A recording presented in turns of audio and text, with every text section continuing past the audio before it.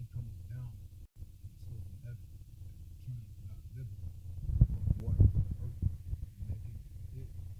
and maketh it bring forth bud, that it may give seed to the sower, bread to the eater. What's So better than a limited? so shall my word be that go forth out of my mouth. It shall not return to me void, but it shall accomplish that which I please, and it shall prosper in the thing whereunto I sent it.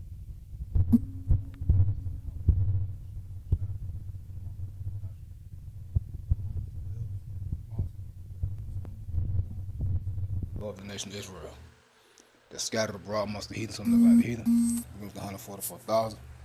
Preacher, teachers, and prophets. Shalom. Now we should see World Economic Forum founder Klaus Schwab retires as chairman, and also the Pope died. What, yesterday or this morning? I believe it was yesterday. So, if you think that this global agenda, the new world order, okay, the global takeover by way of the elites, if you think this is over and they died or retired, and you think it's now out of the way, no, nah, they really about to kick it in. All right, that's what we just read in the Isaiah 55, a prophecy. The words of Yahweh Shema Shai are going to play out and is playing out. All right, so we got to be circumspect and really focus in and pay attention, man, because it's a lot going on. See, Dane's reporting on his own mainstream. All right, I found this out by way of a redacted, so I looked it up, and lo and behold, you know, well, this right here is going to play out, Revelation 13 and 15.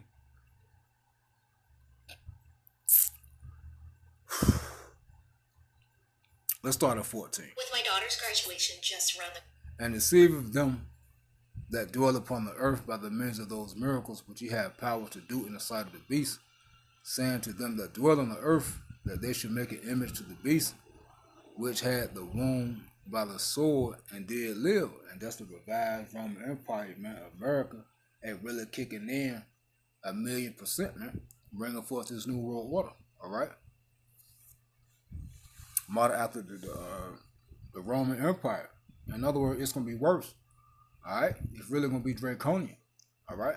And he had power to give life unto the image of the beast, and that the image of the beast should both speak and cause as many as would not worship the image of the beast should be killed. You see, this is still going to play out as prophecy, man. The image of the beast is their system, okay? Because the image of anything is like a shadow. With my daughter's graduation just... It's the likeness, okay? All right, and this is what they're pushing forth, the likeness, how they want things ran, and this is going to be entirely new, all right? Okay? And cause as many as will not worship the image of the beast should be killed. So this is going to be global. Okay? And if you don't worship this new world order, this digital system, and bow the knee, right, to this system, Esau, when his authority and what they're pushing, ultimately taking the MOTB, which we're going to read, hey, then you can be killed. God damn, bitch. Then you can be killed and or separated. And he caused all both small, great, rich, poor, and free, and bond to receive a mark in the right hands or in their foreheads, and that no man might buy or sell, say he that hath the mark, the name of the beast, or the number of his name. Here is wisdom, and him that has understanding, count the number of the beast, for it is the number of a man. His number is 603.6. And this is wicked beast system, man. Okay, this digital system, hey, which comes with draconian laws and things that you would never do, never even thought of thinking of. What? That you would never thought of that you would do. In other words, hey, like they say, you will own nothing to be happy. See, these things are still is playing out. You think because the Pope died and Klaus Schwab retires, what do you think things when they start picking up and that's the end of the global agenda? No, as a matter of fact, real quick, people already struggling and in debt, right? Well, those that's in default concerning the student loans, they're gonna start what? May 5th or May 7th. The people still they got to start back paying on them loans. Because people haven't been paying on loans since 2020 or the demic. Where's that?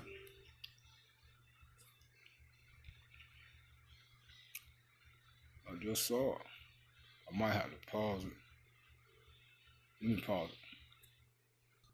Here it is. Student loan collections will restart May 5th for the first time since the pandemic. You see that? Since the pandemic, federal student loan borrowers have been mostly protected from the harshest consequences of not paying back their loans. That's about to change, and quickly. Linda McMahon, the Secretary of the U.S. Department of Education, said the federal government will resume involuntary collections for borrowers in default on May 5th. In 2 weeks, loan holders will start the process of taking money from the paychecks of borrowers who missed their payments for 270 days or more. They'll also start moving to collect from other federal payments, including tax refunds and Social Security benefits. Stop playing. They ain't playing. So, hey, when they say you can own nothing and be happy, and they're going to really bring forth hardship and hellish conditions, and, hey, owning nothing and being happy is you being satisfied with the bare minimum. And I wouldn't even say the bare minimum. All right? I don't know how you say it lower than that, but you can be happy to just to get by with the very smallest amount. I don't even want to say bare minimum, because the bare minimum, hey, you still kind of somewhat in control. Hey, people ain't living off the bare minimum now. But hey, it ain't gonna be nothing to live off of soon. So hey, this is what this whole system is for. To break people down so they can bow the knee. Alright? Hey, real quick, you got to get it. When the wicked bear fruit, the people mourn. And they really about to cause people to mourn. Excuse me. Proverbs 29:2. When the righteous are on authority, the people rejoice. But when the wicked bear fruit, the people mourn. Now let's play this video. And that's all we got, man. Because these prophets going to play out. Excuse me, they're already playing out. And something about to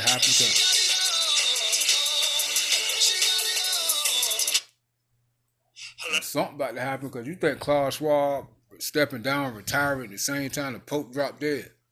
Say he died of a stroke and cardiovascular issues.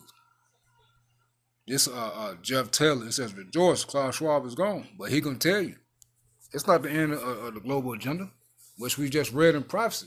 The words of Yahweh Shema Shai is going to come to pass. These things got to come to pass in order for America, which is the revised Roman Empire, to fall and collapse. Okay? America, which is Babylon in the scriptures. Okay? It must happen for this place to collapse. All right? So Yahweh Shai can come in. He's going to destroy Yahweh Shai and the angels, and also World War III, which is the nuclear missiles, man. Now, who got next? The nation of Israel. So-called Negroes, Native American Indians, Hispanics, Latinos, Jamaicans, and Haitians.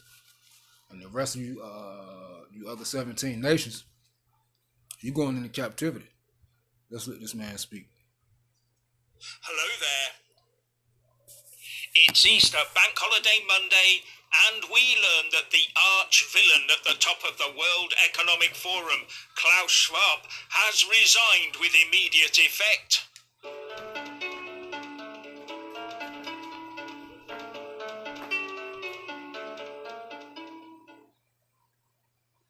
How will Western governments be able to function going forwards now that the controlling hand on the World Economic Forum tiller, Klaus Schwab, has left the organisation's hierarchy with immediate effect? Keir Starmer will be beside himself with worry about where his new instructions will be coming from. After all, remember that he has said about preferring the Davos way of doing things over the pesky democracy of the UK and the checks and balances of Westminster. So either Schwab is feeling physically or mentally past it, or he's found a successor who he wants in to replace him sharpish. Or he's got to get out quick for some other reason. Either way, does this mean the wet dream of states intertwining with the huge multinational corporates to shape the world has weakened? Does this day herald the start of the WEF sliding out of our lives and into the pages of the history books? Does it herald the end of that dark, anti-capitalist, pro-Marxist, stakeholder capitalism idea? More on that in a while. Will it descend into a sort of committee structure where bureaucracy and red tape rules while boardroom battles paralyse it and meaningful results are few and far between, if ever? Or will it get a boost as someone younger comes in to take the reins? A new energy with the charisma to keep a laser focus on their ideals of a global population's subjugation into a small life of misery, where you have to ask permission to do just about anything. And the answer will depend on the elite's view of balancing your needs against the needs of the planet. And you will always lose.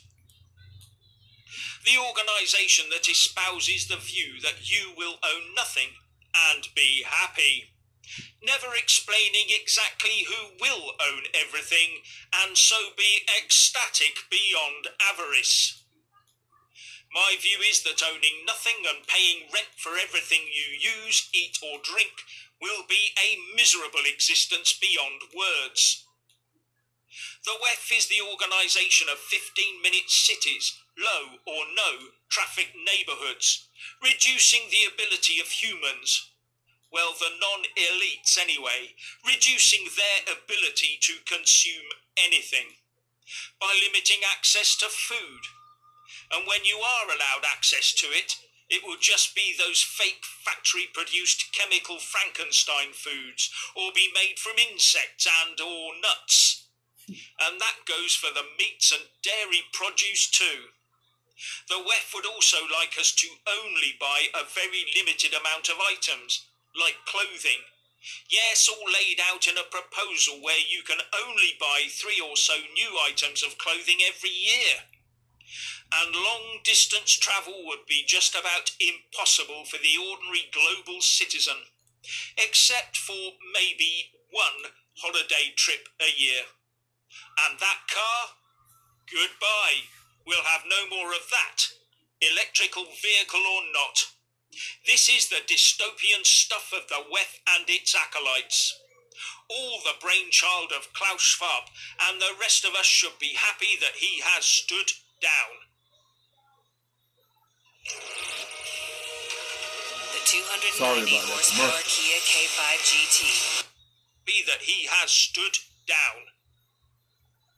Because he was trying to forge a world in which ordinary citizens would just about be tolerated as long as they stayed in their box, accepted their lowly position, and kept quiet.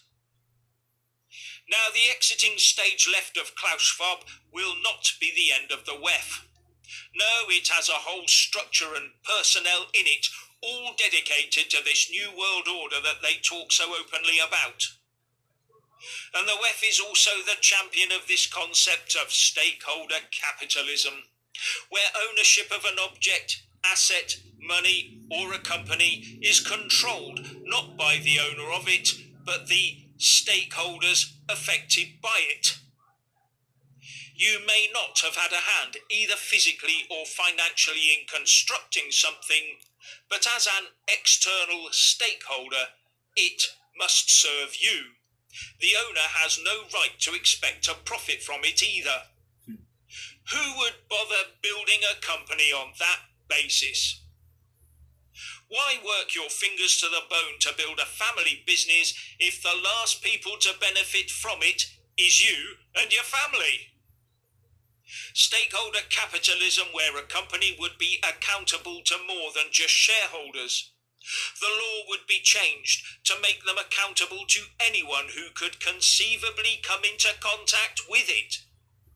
Short-term profits, in fact I would think any profits for shareholders, would be out, and long-term gain and sustainability for all stakeholders would be in. No one would have to put the time and effort in to benefit as a stakeholder of a company. All to address global inequality and make capitalism more inclusive. This is how the WEF refer to it. Stakeholder capitalism is a form of capitalism in which companies seek long-term value creation by taking into account the needs of all their stakeholders and society at large. I.e., every company would have to be constructed to pursue social and climate needs first and foremost, on the basis that no company can survive unless it panders to all the stakeholders out there. Even the needs of the company's direct customers looking for a product that meets their needs would be subservient to that. And the needs of the company to create a profit and provide a means for its creators and investors to earn a profit would definitely be bottom of the pile. In fact, we are already seeing woke people viewing companies making a profit as an inherently evil process, especially those in industries such as defence. So why would anyone bother to create a company only to have their control over it usurped by stakeholders? For my mind, the laws around net zero, the environment, and taxes, and paying the employees placed on businesses to achieve some of these are already too onerous. But the woke Marxists out there want more, so much more. They want to see personal profit driven out of society to a point where everyone works for the living wage, whether they be part-time cleaner or hard-pressed CEO. And where ownership of a company means nothing more than being in charge of a part of the global social services setup, a non-profit social services setup, where these stakeholders have more power over your company's affairs than the board of directors have, where making a healthy profit will be seen as not good for the poorer stakeholders, so it must be redistributed. You get the idea. As far as I can see, companies set up to pursue these aims would always be trading on the verge or beyond of insolvency. And this stakeholder capitalism would, for me, be the first thing under the bus now that Schwab has parted company with his own creation, the WEF. Well, publicly anyway. But there are a sufficient number of his adherents out there to keep the dream alive, such as Keir Starmer for one, and the sooner he's gone, the better.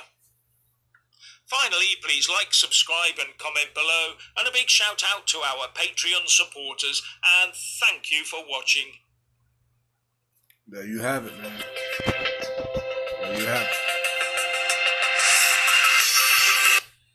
Yeah, there you have it. So, he just gave you the rundown on what's coming. Shalom.